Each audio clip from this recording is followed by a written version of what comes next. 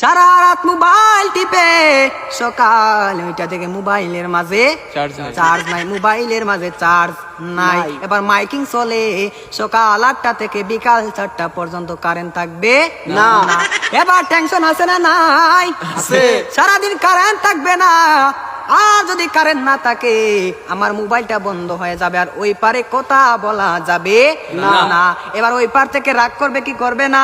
করবে। এবার যখন বিকাল 4টা বেজে গেল, যেই মাত্র কারেন্ট আসলো আর মোবাইলটা চার্জে লাগাইয়ে টিপানো আরম্ভ, এবার মেসেজ করে হাই।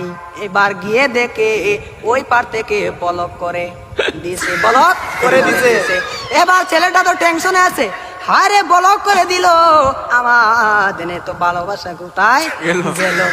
এবার 2 দিন পরে ব্লকটা খুললো, 2 দিন পরে ব্লকটা খুললো। এই 2 দিনের মাঝে ছেলেটার আরেকটা হয়ে গেছে, আরেকটা হয়ে গেছে। এবার মেয়েটা বলে তোমার সাথে আমি পালিয়ে যাব, আমাদের বাড়িতে মানবে না, চলো আমরা পালিয়ে যাই। আমি রাগ করেছিলাম, আমার রাগ তুমি কেন ভাঙ্গাও না? আর ছেলেটা রাগ কি ভাঙ্গাবে, এই 2 দিনের মাঝে আরেকটা কপালের মাঝে জুইটা গেছে।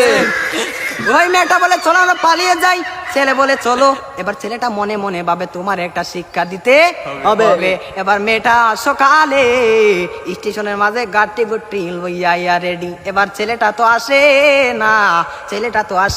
না, আর মেয়েটা বাড়িতে কি যাবে, বাড়ির মাঝে 3 হাত লম্বা একটা চিঠি দিয়া পাইছে। পাশের গ্রামের রফিক মিয়ার সাথে পালিয়ে যাবে, বাড়িতে চিঠি দিয়ে যায়, আমি আর বাড়িতে মাঝে কোনোদিন আসবো না।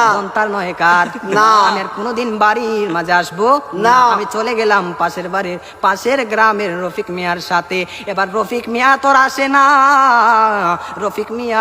আসে না, এবার 1 ঘন্টা চলে যায়, 2 ঘন্টা চলে যায়, ছেলেটার মোবাইলে বন্ধ। মেয়েটা তো আর বুঝার বাকি হলো না, আমাকে চলে গেল ছাড়িয়ে, আমাকে ফাঁকি দিল। এখন তো মরা ছাড়া আর কোনো উপায় নাই। পরের দিন সকালে মাইকের মাঝে আওয়াজ শোনা যায়, সকলে পড়ে ইন্না লিল্লাহি ওয়া ইন্না ইলাইহি রাজিউন।